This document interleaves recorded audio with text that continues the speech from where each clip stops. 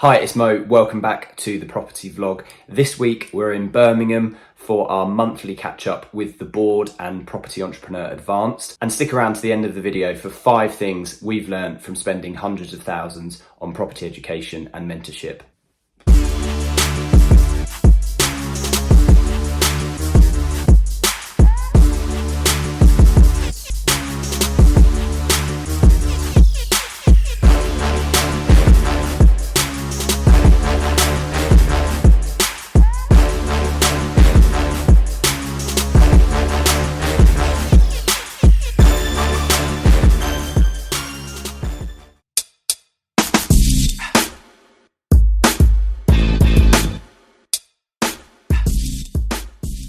Hello. So I just arrived in Birmingham at Birmingham International Station and heading up to the Belfry for a couple of days. We've got the board today and then we've got Property Entrepreneur Advanced tomorrow.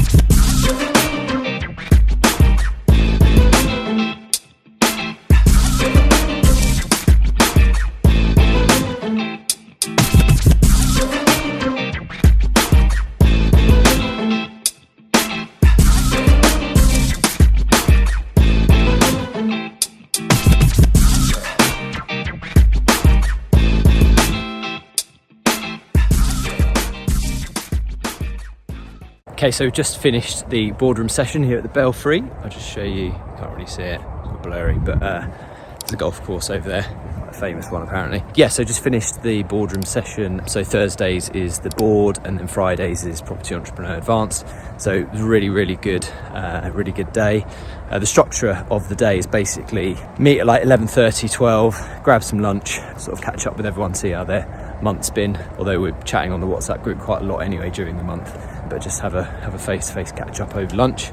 And then after lunch we jump into the boardroom, so we all sit around and we go through various topics. So usually we start with a bit of accountability on what did we say we were going to do after the last month's boardroom, which was always really good to have that accountability and have that push. And then the second session was all about hot topics, so stuff that we've been discussing in the WhatsApp group during the month.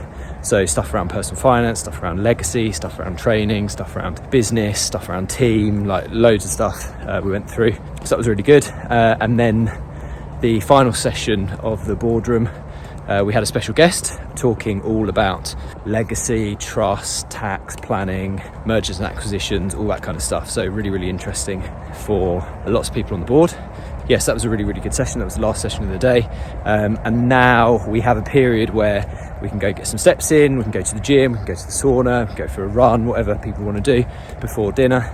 So I'm just getting some steps in, doing some laps of the hotel because I've got to hit my 12,000 steps target. Otherwise I won't be able to go to bed. So that's the rule. So yeah, just get my steps in and then probably going to go and spend a bit of time in the sauna just before dinner. Happy birthday, dear Billy. Happy birthday to you. Okay, so that was the Thursday. The Thursday is the day that we have the board. So that's a smaller group, mastermind, went through some of the stuff we covered on there, and that's the Thursday. And then we have dinner in the evening. And then the Friday is Property Entrepreneur Advanced, where we go through the property entrepreneur methodology and we go through accountability and we have guest speakers and things like that. So that's the Friday, that's the stuff that's coming up now. And then after that, I'm going to run through the 5 things that we've learned from spending hundreds of thousands of pounds on property education and mentorship.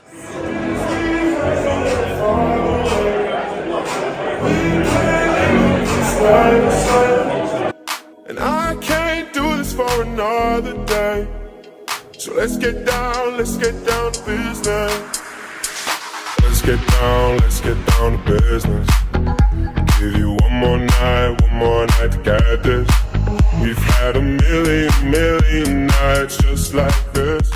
So let's get Okay, so that was a few shots from the Property Entrepreneur Advanced event. Obviously, we're not allowed to film in the actual event itself, so hopefully you got a taster of what it's like in there from the pictures. So we're going to jump into the 5 things that we've learned from spending hundreds of thousands of pounds on property education, training and mentorship. Number 1 is to think bigger. So you always hear, you're the average of the 5 people you spend the most time with and all this kind of stuff.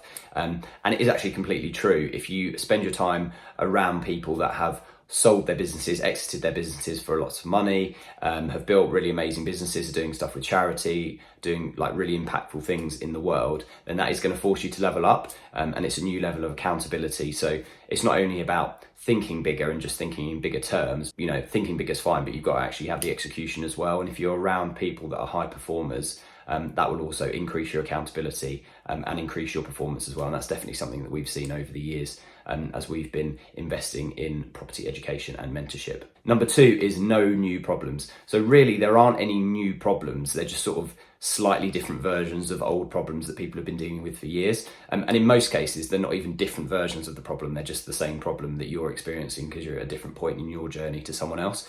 And that's a massive benefit of training, mentorship and things like that, because you get to speak to people that have solved those problems that you're going through. And for you, it's the biggest thing. And it's, you're thinking about it every day and it's keeping you up at night and you're like, I don't know how to solve this. But for someone else, it's something they dealt with like 3 years ago and they can just say, do this, speak to this person, put you in contact with the right person or whatever. And it just makes a massive problem tiny, and it's just something you can actually take action and solve. So yeah, no new problems. Surround yourself with people that have been there ahead of you in the game and can help you along, and you'll realise that the things that you think are massive problems actually aren't. Number 3 is to expect a 10 to 100 times return on your investment. Caveat only if you take action. I don't know exactly how much we spent. I think it's probably in excess of £200,000 that we've spent on our training, education and mentorship in property and business over the last few years. And we've had multiple times that back in terms of revenue and profit. It's hard to say exactly, what it would have been if we didn't do any of the training, but I strongly believe we wouldn't be anywhere near where we are now if we hadn't taken those steps. And as well as the sort of additional upside of training and, being able to increase your revenue and increase your profits, there's a huge amount of downside risk protection through training, education, mentorship, because you actually get to learn from the mistakes and learnings from other people rather than having to make them yourself. And in some cases, those kind of mistakes can be, catastrophic and can wipe a business out. So if you can sidestep those through learning from someone else's mistakes, that's of course going to help you in your journey. Number 4, and it's connected to number 3, is not one bit of training or one bit of mentorship will actually solve all of your problems. And I think this is a reason why, a lot of people do training and then are like, oh, it didn't work, I'm not a millionaire overnight, or my business hasn't expanded massively and isn't more efficient or whatever overnight. And it's because the skills that you learn from training layer and they compound over time. And that's absolutely the reason that we do it. But usually, and this is something Alex Hormozy talks about, usually there's a constraint within your business that is the main thing that needs unblocking. So you could do a load of training on, how to use CRMs, or you could do a load of training on, using AI in your business or all of this other stuff. But actually, fundamentally, your key thing is either your sales process, or it's actually, you've got a really high churn rate, or, if you're in property, people are moving out of your properties.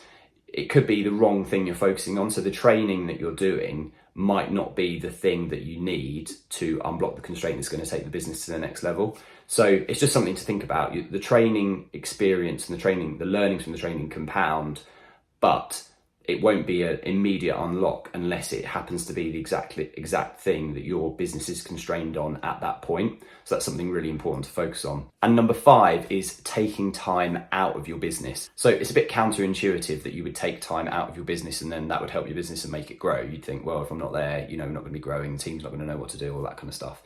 But actually, taking time out of your business allows you to, the famous phrase, work on your business, not work in it. It allows you to just take a step back, look at the business objectively, take the time, not be reactive on WhatsApp or reactive on Slack or on emails or speaking to people. It allows you to take the time to, actually, let's look at the financials in detail. Let's speak to other people in the industry that are doing a similar thing and maybe performing better than me.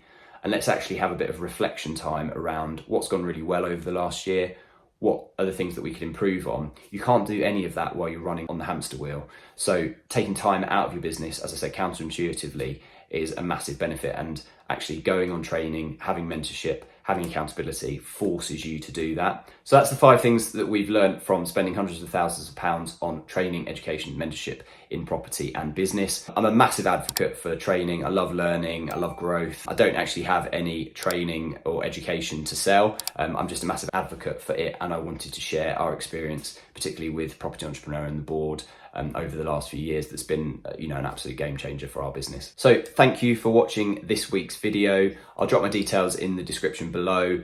You can check out our socials that are linked below as well. If you have any questions or comments, give me a shout, drop a comment. And if you want to discuss investing with KHP, my details will also be in the description. We'll see you on next week's video.